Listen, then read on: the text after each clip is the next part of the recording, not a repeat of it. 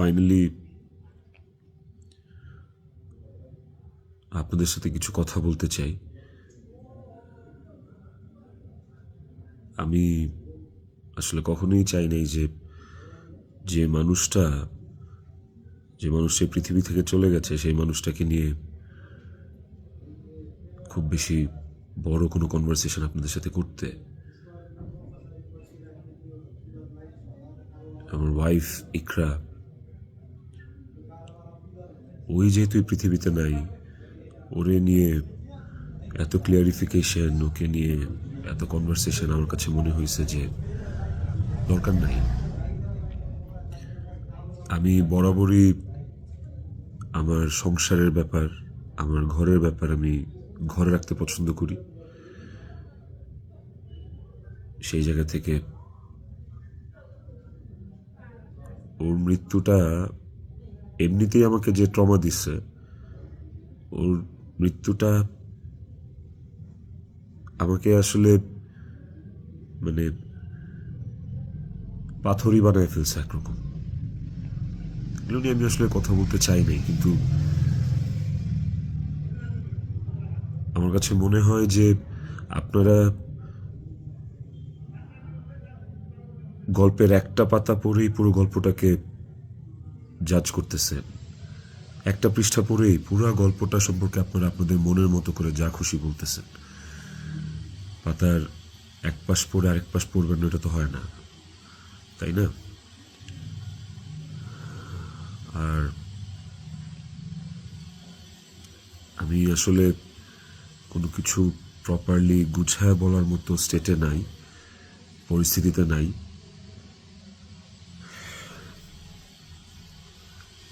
আপনাদেরকে আমি কয়েকটা কোয়েশ্চেনের অ্যান্সার দেওয়ার জন্য আসলে ভিডিওটা করতেছি, যে প্রশ্নের উত্তরগুলি আপনাদের কিছুটা হলেও কনফিউশন দূর করবে।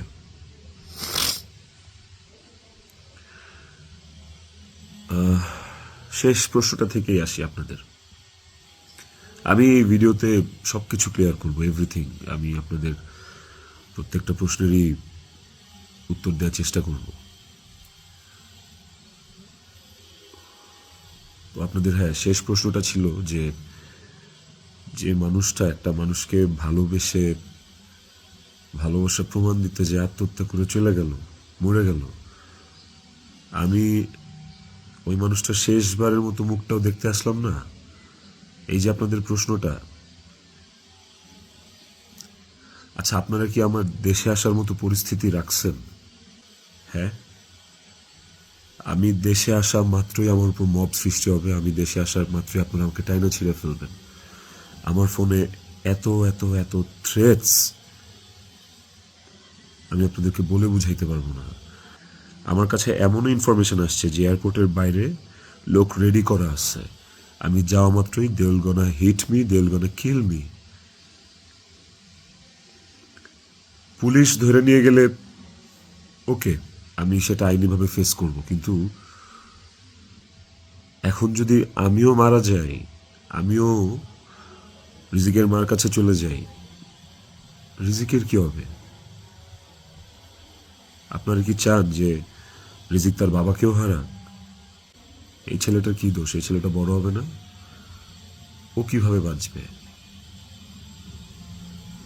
মায়ের অভাব কেউ পূরণ করতে পারে না। যে মানুষটা বাইচা আছে ওই বাপের অভাব কিভাবে পূরণ হবে তাইলে? মাও থাকবে না, বাপও থাকবে না? আপনারা এটা চান? আমার ইকরার শেষ মুখটা আপনারা আমাকে দেখতে দেন নাই। আমার ইকরার শেষ মুখটা ইকরার পরিবার আমাকে দেখতে দেয় নাই।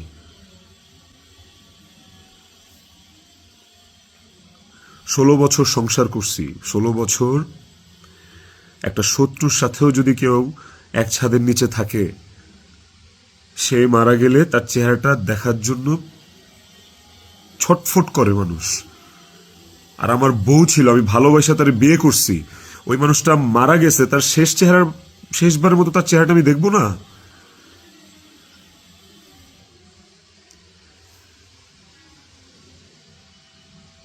দেখেন, আমি না আসলে আপনাদের সাথে এখানে কোনো ফেক কথাবার্তা, মানে ফেক কান্নাকাটি, ফেক আপনাদের থেকে ইমোশন নেয়া, এগুলো নিয়ে কথা বলার জন্য আমি আসি না। আমি আপনাদেরকে আমার আমার জায়গাটা আমি ক্লিয়ার করতেছি। আমি নাম হয়ে গেছি।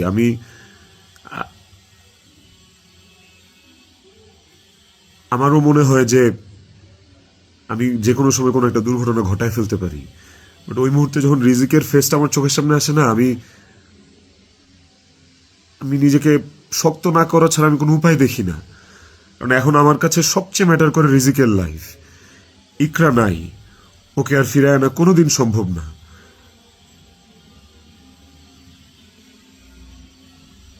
আমার কাছে এখন সবচেয়ে বেশি প্রায়োরিটি হচ্ছে রিজিকের জীবনটা। আপনারা না রিজিককে ভালোবাসেন, আপনারা না রিজিককে নিয়ে অনেক কনসার্ন। এই যে এত এত গালি আর হেট্রেড আমাকে নিয়ে, এত কিছু, সব কিছুর অ্যান্সার আপনাদেরকে আমি দিব। তার মধ্যে একটা জিনিস আমাকে একটু হলেও স্বস্তি দিছে, সেটা হচ্ছে যে আপনারা রিজিককে নিয়ে অনেক কনসার্ন। তাহলে রিজিক তার বাবা হারাইলে আপনারা খুশি হবেন? আপনাদেরকে আরেকটা কথা বলবো, সেটা হচ্ছে যে আপনারা অনেকেই বলতেছেন যে এদিকে বউ মারা গেছে অথচ আমি আসতেছি না, নেপাল থেকে আসতে কয় ঘন্টা লাগে, নেপাল কি মঙ্গল গ্রহে নাকি, অনেক অনেক কথা বলতেছে। কন্টেন্ট ক্রিয়েটাররা ভিডিও বানাইতেছে যে নেপাল থেকে আসলে 1 ঘন্টা লাগে, এই লাগে সেই লাগে। ভাই, আমি নেপালে 18 বার আসছি, আমি জানি নেপাল থেকে যেতে কতক্ষণ লাগে। কিন্তু নেপাল থেকে বাই রোডে বাংলাদেশে যাওয়ার কোনো সুযোগ নাই। ইন্ডিয়া হয়ে বাই রোড যাওয়া যায়, সেটাও লুকায় টুকায় যাওয়া যায়, অথবা ইন্ডিয়ার ভিসা থাকা লাগে। কিন্তু যেদিনের ঘটনা, সেদিন আমি এমন কোনো চেষ্টা বা প্রয়াস বাদ রাখি নাই যে নেপাল থেকে বাংলাদেশে যেন আসা যায়। সেটা বাংলাদেশ নেপাল ডিরেক্ট ফ্লাইট হোক, ছিল না। ট্রানজিট ফ্লাইট ছিল না, একটা ট্রানজিট ফ্লাইট ছিল, ওইটার টাইম আর ওইটাতে আসলাম, ওকে পরের দিনে আসতে হইতো। তারপর আমি বিজনেস ক্লাস ট্রাই করছি, যে কোনো ট্রানজিট ফ্লাইটে বা নেপালের ফ্লাইটেই কোনো বিজনেস ক্লাস আছে কিনা। আমি অনেকভাবে চেষ্টা করছি যে সামহাও বাংলাদেশে আমি ঢুকতে পারি কিনা, বাট ওই দিন, যেদিনের ঘটনা, ওই দিন আমি কোনোভাবেই টিকিট ম্যানেজ করতে পারি নাই। এটা হচ্ছে যেদিনের ঘটনা, সেদিনের কথা বললাম। আর এরপরের দিন আপনারা যে বলতেছেন যে শেষ দেখাটাও দেখলাম না, আসলাম না, এই না সেই না, আমি টিকিট কাটছিলাম। কারণ ওই টিকিটটা ছাড়া অন্য কোনো টিকিটে আসলেও আমাকে দেরি করে আসতে হইতো। সো সবচেয়ে ফাস্টেস্ট টিকিট ছিল এটাই, বাংলাদেশ বিমানের কাঠমান্ডু টু ঢাকা, বাংলাদেশ বিমানের কাঠমান্ডু টু ঢাকা।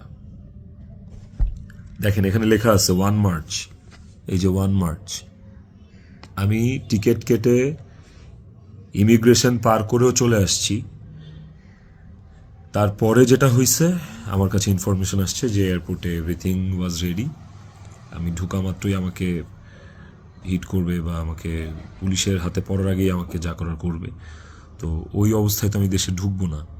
এবং এর সাথে শুধু আমার কাছের মানুষজনই যে জড়িত তা না, আর অনেক মানুষজন জড়িত। আমি পুরোটা না বলি, কাউকে ছোট করতে চাই না বা কাউকে আমি এখনই দোষ দিতে চাই না। তো আমি যখন বুঝতে পারলাম যে আমি দেশে আসা মাত্রই আমার উপর অ্যাটাক হবে এবং এটা হিতের বিপরীত হবে, এবং এখন মব হলে যেটা হয় যে পুলিশও আসলে অনেক সময় নিরুপায় হয়ে যায় সিচুয়েশনে, ওই জিনিসটা অ্যাভয়েড করার জন্য যে আমার কিছু হইলে এখন আমার ছেলের কী হবে, আমার ছেলে তো আমার পথ চেয়ে বসে আছে, ওই ব্যাপারটা যখন আমি জানতে পারি, ক্লিয়ারিফাই হই, তখন আমি ইমিগ্রেশন ক্রস করার পরেও আমি অফলোড হই। দেখেন এখানে রিজেক্টেড লেখা আছে, অফলোড হওয়ার। তো এই ছিল রিজন। আর যারা বলতে চাচ্ছেন যে আমি আসি নাই, আমার আসার ইচ্ছা নাই, দেখার ইচ্ছা নাই, খুবই বুলশিট কথা এবং ভুল কথা।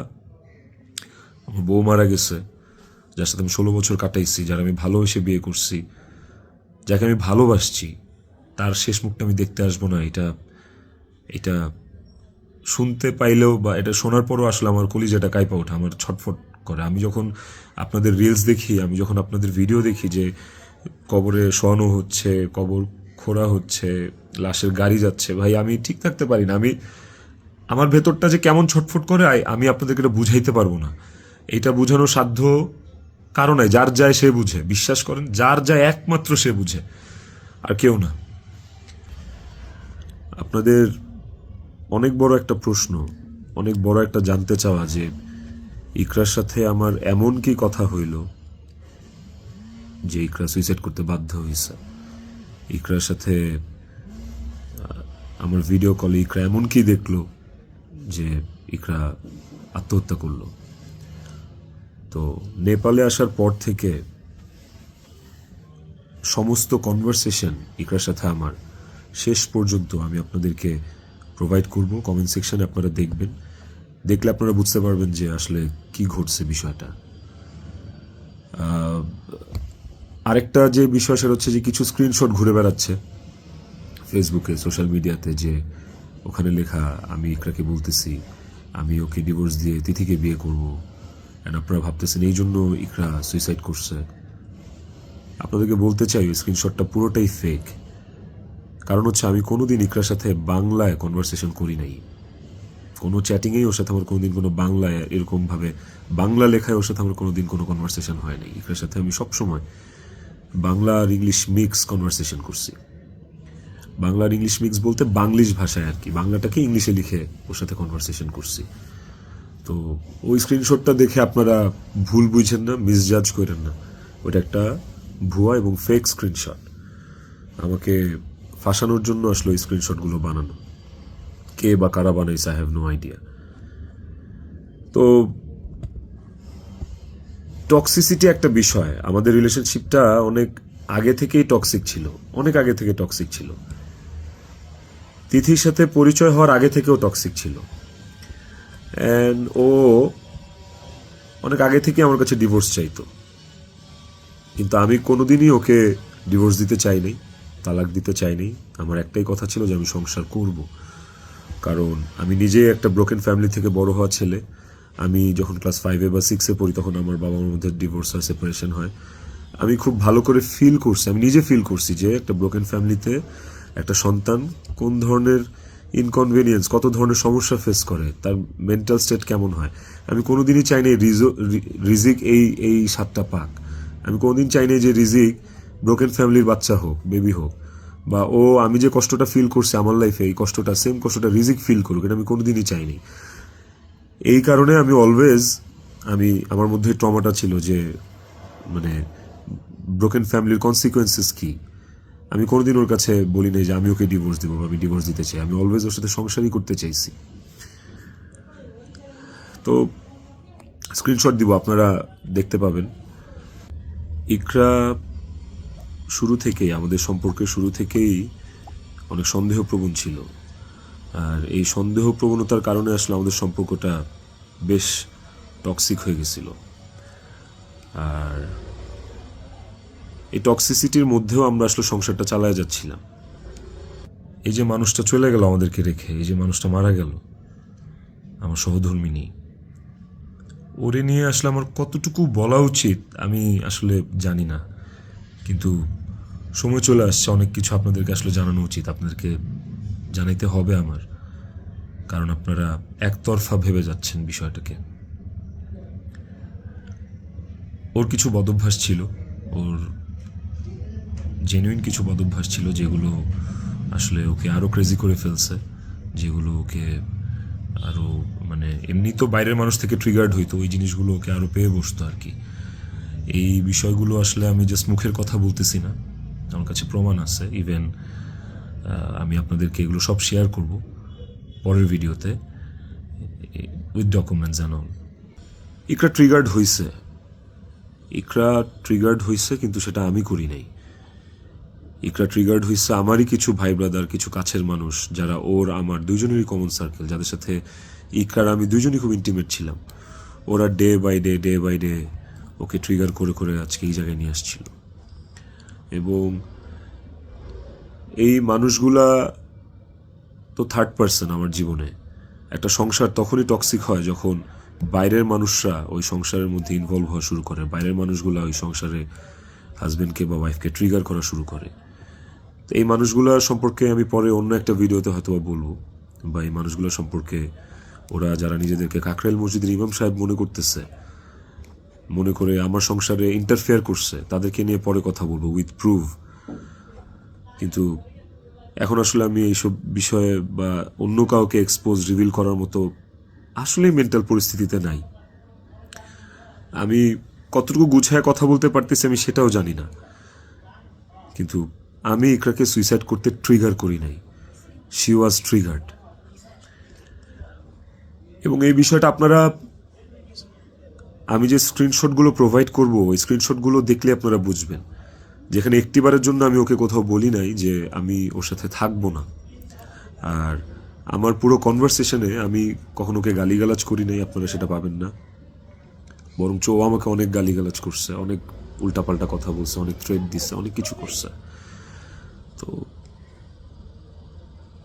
আমি ট্রিগার করি নাই, আমি অন্তত চাই নাই যে ও সুইসাইড করুক। আমার কাছে ইকরা শুধু আমার ওয়াইফ ছিল না, আমার কাছে এত টক্সিসিটির পরে এসেও ইকরা আমার কাছে আমার সন্তানের মা ছিল। এটা আমার কাছে অনেক বড় একটা ব্যাপার ছিল। আপনাদের আরেকটা বড় প্রশ্ন বা জানার ব্যাপার ছিল যে ইকরার মৃত্যুর আগে ওর ভিডিও কলে ও এমন কি দেখছে বা আমি এমন কি বলছি ভিডিও কলে যে কারণে ও বাধ্য হয়েছে সুইসাইড করতে। আপনাদেরকে যে স্ক্রিনশটটা দিব ওই স্ক্রিনশটটাতে আপনি নিচে গেলে দেখতে পারবেন যে একটা কনভারসেশনের পরে ওর সাথে আমার একটা 22 সেকেন্ডের ভিডিও কল। ওই 22 সেকেন্ডের ভিডিও কলটার বিষয় বলি।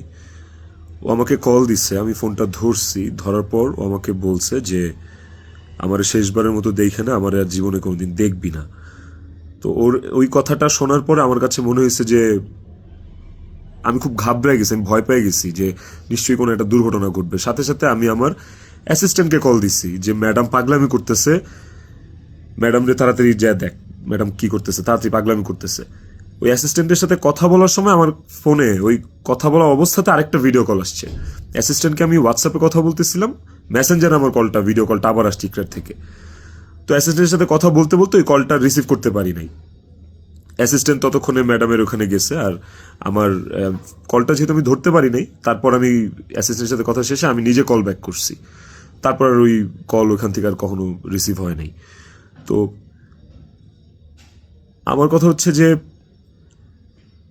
আমার কথা ভাবে নাই, মানলাম। আমার ছেলেটা রিজিক পর্যন্ত যে ওকে গেটে ধাক্কা দিচ্ছে, নক করছে, বলছে যে মা দরজা খুলো, মা দরজা খুলো। রিজিকের কণ্ঠস্বরটা কি ওর কানে যায় নাই? রিজিকের প্রতি কি ওর একটু মায়া কাজ করে নাই রিজিকের কথাটা শোনার পরে? তো এই ভিডিও কলের বিষয়টাও আপনাদেরকে আমি ক্লিয়ার করলাম। আই হোপ আপনারা স্ক্রিনশট দেখলে বুঝতে পারবেন। এবার আসেন নেপালের শুটিং প্রসঙ্গ।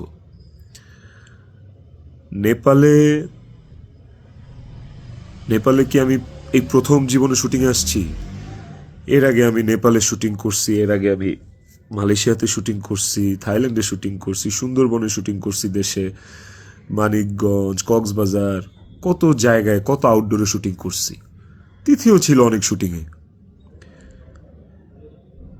ওইসব শুটিংয়েও কিন্তু আমার আশেপাশের মানুষগুলা যারা প্রিটেন্ড করতো যে তারা আমার শুভাকাঙ্ক্ষী, বাট অ্যাকচুয়ালি তারা আমার শুভাকাঙ্ক্ষী না, ওই মানুষগুলা কিন্তু তখন ইকরাকে অনেক ট্রিগার করতো। কই, তখন তো ইকরা এই ধরনের কোনো স্টেপ নেয় নাই, তখন তো আত্মহত্যা করে নাই। আপনারা ইকরার আর ইকরার বান্ধবীর স্ট্যাটাস, সরি কি বলে ওটাকে, স্ক্রিনশট বোধহয় পড়ছেন।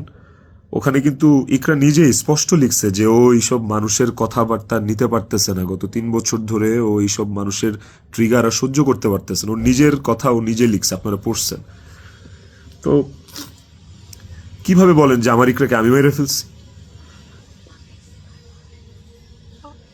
আমার ইকরাকে এইসব মানুষ মেরে ফেলছে, এরা মেরে ফেলছে ট্রিগার করতে করতে, ওর কান ভরতে ভরতে। ইকরা ওয়াজ সো সফট হার্টেড। ও বাইরে থেকে অনেক শক্ত কিন্তু ভেতরে খুব নরম একটা মানুষ ছিল। ওকে খুব সহজে ম্যানিপুলেট করা যেত। ও মানুষের কথা বিশ্বাস করত কারণ ও খুব সহজ সরল ছিল। তো এই আশেপাশের মানুষগুলো এই সুযোগটাই আসলে কাজে লাগাইছে, আশেপাশের মানুষগুলো এই চান্সটাকেই আসলে ইউটিলাইজ করছে। আপনারা অনেকেই বলতেছেন যে বউ ডিপ্রেশনে আছে আর জামাই নেপালে গার্লফ্রেন্ডের নিয়ে ফুর্তি করতেছে, বার্থডে উদযাপন করতে গেছে, এই ধরনের কথাবার্তা আপনারা অনেক বলতেছেন। দেখেন, এই নেপালে শুটিংয়ের আসার কিছুদিন আগে আমার নিজেরও বার্থডে ছিল। আমার বউ সুন্দর করে আমাকে সারপ্রাইজ দিচ্ছে, আমার ছেলে নিজের হাতে সাজাইছে, বাসায় আমার বার্থডে সেলিব্রেট করছে।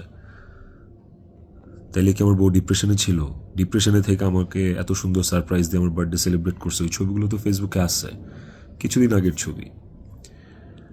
আর নেপালের যে বিষয়টা, তার আগে বলি যে আমরা যারা ইন্ডাস্ট্রিতে কাজ করি, আমাদের যখন কারো জন্মদিন থাকে সেটের, সেটা যেই হোক, সেটা হিরো হোক, হিরোইন হোক, ডিরেক্টর হোক, প্রডিউসার হোক, একটা মেকআপ আর্টিস্ট হোক বা একটা প্রোডাকশন বয় হোক, আমাদের শুটিং সেটে যখন কারোর জন্মদিন থাকে, আমরা সবাই শুটিং টিম থেকে, শুটিং ইউনিট থেকে তার জন্মদিনটা সেলিব্রেট করার চেষ্টা করি। কারণ আমরা সবাইকে ফ্যামিলি মেম্বার মনে করি।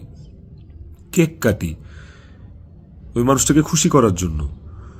তো ওই শুটিংয়ের মধ্যে, নেপালের শুটিংয়ের মধ্যে তিথির জন্মদিন, একটা অ্যাক্টরের জন্মদিন, আমাদের নায়িকার জন্মদিন, ওইটা কেক কেটে সেলিব্রেট করাটা কি দণ্ডনীয় অপরাধ আমার জন্য? আর আমি তো সেলিব্রেট করি নাই, আমার তো সেলিব্রেশন ছিল না, পুরো ইউনিট সব কিছু অ্যারেঞ্জ করছে। আমি একটা কেকও দেই নাই, আমি একটা গিফটও দেই নাই ওকে। যে যার যার মতো গিফট দিচ্ছে, কেক আনছে, সুন্দর করে সবাই মিলে ইউনিটের পক্ষ থেকে আমরা ওর বার্থডেটা সেলিব্রেট করছি। এবং ওর বার্থডেটা যে সেলিব্রেট করছি সেটাও চেষ্টা করছি খুব লোকিভাবে করার। স্টিল অনেকে ছবি তুলছে, দিছে, বাট আমার কাছে মনে হয়েছে যে এই জায়গায় তিথির জায়গায় বিধি থাকতে পারতো, এই জায়গায় আমি থাকতে পারতাম, এই জায়গায় অনেকেই থাকতে পারতো। ধরেন এই নেপালে শুটিংয়ে আসার কিছুদিন আগে আমার জন্মদিন ছিল, তখন আমি একটা শুটিংয়ে ছিলাম, সেই শুটিংয়ে আমার জন্মদিন কেক কেটে উদযাপন করছে সেটে। তো আপনারা কি বলবেন যে আমার জন্মদিন উদযাপনের জন্য ওই দিন শুটিং রাখা হয়েছে, শুটিং করা হয়েছে? আর নেপালের মতো একটা আউটডোর শ্যুটে এমনি যাওয়া যায় না। একটা আউটডোর শ্যুটের অনেক প্ল্যান লাগে, যেটা 1-1.5 মাস আগে থেকে করা লাগে। যে আউটডোর শ্যুটের স্ক্রিপ্ট থাকা লাগে, অনেক কিছু আছে। আর্টিস্টদের স্কেডিউল, অ্যাকোমোডেশন, ট্রান্সপোর্টেশন, টিকিট, অনেক কিছু থাকে। সো বার্থডে উদযাপন করার জন্য নেপাল গেছি, এই কথাটাও আসলে যারা ইন্ডাস্ট্রির তারা আসলে এই কথাটা বলতে পারে না। বাইরের মানুষদেরকে আমি আর কি বলবো? তো এই বিষয়টাও আপনাদেরকে ছোট করে একটু ক্লিয়ার করলাম। আই হোপ এই জিনিসটাকেও আপনারা সহজ এবং সরলভাবে দেখবেন, এটাকে খুব জটিলভাবে দেখার কিছু নাই। আপনারা অনেক জায়গায়, অনেক ছবিতে, অনেক পোস্টে হয়তোবা দেখে থাকতে পারেন যে ইকরা এবং তিথি একই সাথে আছে, একই জায়গায় আছে, হয়তোবা কোনো পার্টিতে বা কোনো কফি শপে বা যে কোনো আড্ডায়। এরকম অনেক অনেক মোমেন্টস আমাদের একসাথে আছে, আমিও ছিলাম। এই আমার জন্মদিনে, আমার এই বছরের আগের বছরের জন্মদিনে সবাই ইনভাইটেড ছিল, সেখানে তিথিও ইনভাইটেড ছিল। যদি বিষয়টা এতটাই টক্সিক হইতো, তাইলে কি এই জিনিসটা এত সহজ হইতো একটা মেয়ের জন্য যে তার হাজবেন্ডের একটা মেয়ের সাথে রিলেশন, সেই মেয়েটাকে তার বার্থডেতে ইনভাইট করে তার সাথে কফি খেয়ে তার সাথে আড্ডা দিয়ে, জিনিসটাকে কেমন না বিষয়টা? এবং সেটা তো একবার দুইবার না, একাধিকবার। তিথির বিষয়টা নিয়ে যদি বলি, দীর্ঘদিন একসাথে কাজ করার কারণে, একসাথে স্ক্রিন শেয়ার করার কারণে আমাদের ইন্ডাস্ট্রিতে একটা আর্টিস্টের সাথে একটা আর্টিস্টের ভালো বন্ধুত্ব, ভালো বন্ডিং হইতেই পারে। তিথির সাথেও আমার খুবই ভালো একটা বন্ডিং ক্রিয়েট হয়েছিল এবং একটা নির্ভরশীলতার জায়গা আমাদের মধ্যে ছিল। তার মানে এই না যে আমি ইকরাকে ডিভোর্স দিয়ে তিথিকে বিয়ে করব। এই কথা না আমি কোনোদিন ইকরাকে বলছি, না তিথি কোনোদিন আমাকে এই কথা বলছে। সো এইটাকে এত জাস্টিফাই আপনারা করতে পারেন না। আই হ্যাভ প্রুভ, আমি আমি আমি কয়েক জায়গায় লিখছি যে তুমি আমার ওয়াইফ, ইকরাকে, যে তুমি আমার ওয়াইফ। তো আমার লাইফে ওয়াইফ একটাই, and it is you, and আমি তোমাকে ডিভোর্স দিব না, আমি তোমার সাথে সংসার করতে চাই। কয়েকবার এই কথা আমার কনভারসেশনে লেখা আছে, আপনারা দেখবেন। তিথির প্রতি এই সুন্দর একটা নির্ভরযোগ্যতার জায়গা তৈরি হওয়ার পেছনে যে কারণটা, সেটা হচ্ছে যে চারপাশে এত এত ভুল মানুষ দেখছি, চারপাশে এত এত কি বলে এটাকে, দুধের মাছি আমি পাইছি এই বিগত বছরগুলোতে। ওকে আমার কাছে অনেস্ট মনে হয়েছে, ওকে আমার কাছে ডেডিকেটেড মনে হয়েছে, আমার কাছে মনে হয়েছে যে অন্তত এই মানুষটা আমার জন্য ক্ষতিকারক না। তো যখন আপনি আপনার সারাউন্ডিংসে এরকম একটা মানুষ পাবেন যে মানুষটা আপনার জন্য ক্ষতিকারক না, ডেডিকেটেড এবং এবং যার সাথে আপনার মেন্টালিটি ম্যাচ করে, ওই মানুষটা সাথে আপনার ভালো বন্ডিং হওয়াটা খুব স্বাভাবিক। শুধু আমার না, আর অনেকের এরকম হয়। আমার এখন যেটা মনে হইতেছে সেটা হচ্ছে যে ইকরা আমার কাছে যতবার ডিভোর্স চাইছে, ও যতবার বলছে যে আমাকে ডিভোর্স দিয়ে দাও, আমার আসলে ওকে ডিভোর্স দিয়ে দেওয়া উচিত ছিল, তাইলে অন্তত ইকরা তো বেঁচে থাকতো। একটা টক্সিক সম্পর্ক ধৈরা বাইন্ধা টাইনা হ্যাচড়া টিকায় রাখার থেকে আসলে ওই সম্পর্কটা না থাকাই ভালো। অন্তত মানুষগুলো তো জীবিত থাকতো। দেখেন, ইকরা মারা গেছে, ইকরা একা মারা যায়নি, ইকরার সাথে আমাকেও নিয়ে গেছে। আমি আমি এখন একটা জিন্দা লাশ। পৃথিবীতে পৃথিবীতে সবচেয়ে বড় শাস্তি কি হইতে পারে? আমি যদি ফাঁসিতেও ঝুলি, ওটা আমার কাছে কোনো পানিশমেন্ট না, শাস্তি না। আমাকে যদি আপনারা মব করে মাইরাও ফেলেন, সেটাও আমার জন্য শাস্তি না। আমি আমার শাস্তি পায়া গেছি। এবং এই যে জিন্দা লাশ হয়ে বেঁচে থাকাটা, এটা আমাকে সারা জীবন বয়ে বেড়াইতে হবে। ওর অভাব আমার সারা জীবন ফিল করতে হবে। আমার নিজের জন্য বাঁচার আসলে আর কিছু নাই। আমি আমার শাস্তি পায়ে গেছি। আমি আমি এর চেয়ে বড় কোনো শাস্তি হইতে পারে না যে আমি একটা জীবিত লাশ হয়ে সারাটা জীবন পার করব। বিশ্বাস করেন, আমার দম বন্ধ হয়ে আসে, আমার নিঃশ্বাস বন্ধ হয়ে আসে। আমি আমি আমি 5 মিনিট পর পর আমি উন্মাদ হয়ে যাইতেছি। বাট ইভেন আমি সুইসাইড করার অনেক চিন্তা ভাবনা করতেছিলাম। বারবার মনে হচ্ছিল যে আমি ইকরার কাছে চলে যাই, ইকরা আমাকে ডাকতেছে। কিন্তু যখনই রিজিকের চেহারাটা চোখের সামনে ভাইসা ওঠে না, ওই মুহূর্তে আসলে আর আর কিছু মাথায় কাজ করে না। মনে হয় যে না না না না, আমি করতে পারবো না, রিজিকের জন্য আমার বাঁচতে হবে। আপনারা প্লিজ প্লিজ রিজিকের জন্য হইলেও আমারে বাঁচতে দেন, আমারে দেশে আসতে দেন প্লিজ। আপনারা যদি রিজিককে ভালোবাসেন, আমাকে একটা সুযোগ দেন রিজিকের যোগ্য পিতা হয়ে দেখানোর। আমি ওকে একটা সুন্দর জীবন দিতে চাই। আমি ওর মায়ের অভাব পূরণ করতে পারবো না, কিন্তু আমি ওকে আমার বাবার ভালোবাসা থেকে, আমি ওর বাবার ভালোবাসা থেকে বঞ্চিত করতে পারবো না। আমি চাই না। আমি ওকে ওকে একটা আদর্শ বাবা হয়ে দেখাইতে চাই। আমার সন্তানটা আমার সাথে খুব কানেক্টেড। যারা আমার কলিগ, তারা দেখছে, তারা জানে যে আমার ছেলেটা আমার জন্য কি পরিমাণ ক্রেজি, পাগল। আমাকে আমার ছেলের কাছে যাইতে দেন আপনারা প্লিজ। ও আমার জন্য অপেক্ষা করতেছে।